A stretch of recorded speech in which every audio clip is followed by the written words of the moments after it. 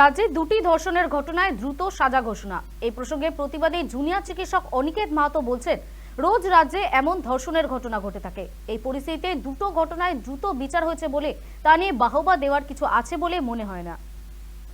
তাহলে যে ঘটনাগুলোর বিচার ঘটছে, এই রকম আরো রাজ্যের বুকে প্রচুর ঘটনা ঘটে চলেছে।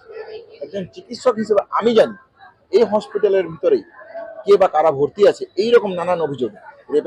রেপের মতন ঘটনা, মার্ডার হয়নি, তারা রেপের মতন ঘটনা আজকে মার্ডার হয়নি, এটাকে ভাগ্যবান বলে মনে হচ্ছে জায়গাতে।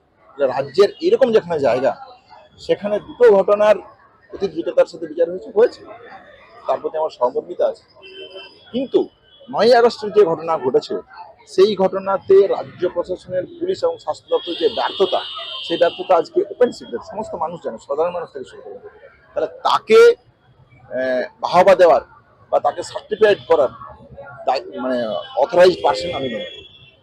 এর পাশাপাশি যেটা আপনাকে বলতে চাই সেটা হচ্ছে এটাই তো কাঙ্ক্ষিত সত্য হওয়া উচিত, যে রাজ্য প্রশাসন রাজ্যের মানুষের প্রতি যদি কোনো অত্যাচার হয় তার বিচার করবে।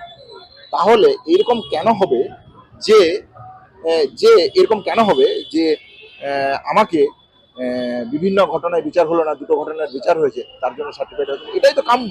গণতান্ত্রিক পরিবেশে রাজ্য সরকার, সিবিআই, সুপ্রিম কোর্ট এরাই তো বিচার দেবে, এটাই তো কাঙ্ক্ষিত।